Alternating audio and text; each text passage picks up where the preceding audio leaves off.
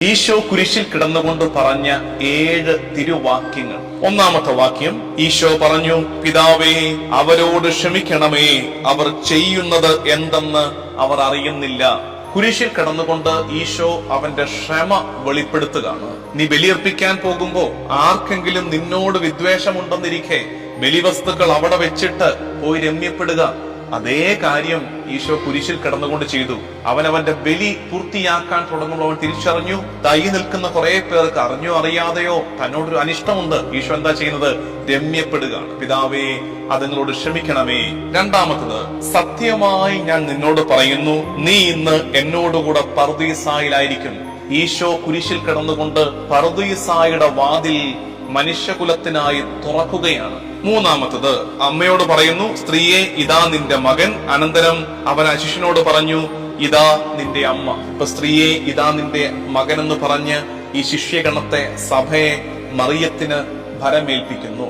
എന്നിട്ടോ ആ മറിയത്തെ വണങ്ങാൻ, അല്ലെങ്കിൽ മറിയത്തെ പ്രഷ്യസ് ആയിട്ട് സ്വീകരിക്കാൻ മകനോട്, സഭയോട്, യോഹന്നാനോട് ആഹ്വാനം ചെയ്യുന്നു. ഇതാ നിന്റെ അമ്മ, ഇതാ നിന്റെ മകൻ. അത് ബന്ധത്തിന്റെ വാക്യമാണ്. നാലാമത്തെ വാക്യം, ഈശോ പറഞ്ഞു, എനിക്ക് ദാഹിക്കുന്നു. ലോകത്തിന്റെ മുഴുവൻ പാപത്തെ അവൻ പേർ നിൽക്കുകയല്ലേ. അപ്പോൾ അവനിലുണ്ടായ ഒരു ശൂന്യതയുണ്ട്. ആ ശൂന്യതയാണ് എനിക്ക് ദാഹിക്കുന്നു എന്ന് പറഞ്ഞ് ഈശോ വെളിപ്പെടുത്തിയിരിക്കുന്നത്.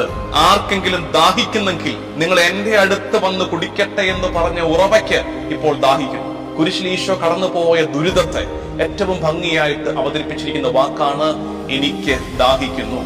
അഞ്ചാമത്തത്, 9-ാം മണിക്കൂറായപ്പോൾ ഈശോ ഉച്ചത്തിൽ നിലവിളിച്ചു, ഏലോയ് ഏലോയ് ലാമാ സബക്താനി.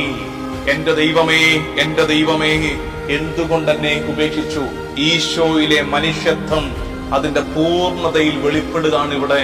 കർത്താവിന്റെ മനുഷ്യത്വത്തിന്റെ പൂർണ്ണതയിൽ അവൻ നിലവിളിച്ചു. പക്ഷെ അവന്റെ പ്രത്യാശ അവന്റെ പിതാവിൽ അർപ്പിക്കുന്നു എന്നാണ് അതിന്റെ അർത്ഥം. അടുത്തത് 6-ാമത്തെ വാക്യം, ഈശോ വിനാഗിരി സ്വീകരിച്ചിട്ട് പറഞ്ഞു, എല്ലാം പൂർത്തിയായിരിക്കുന്നു.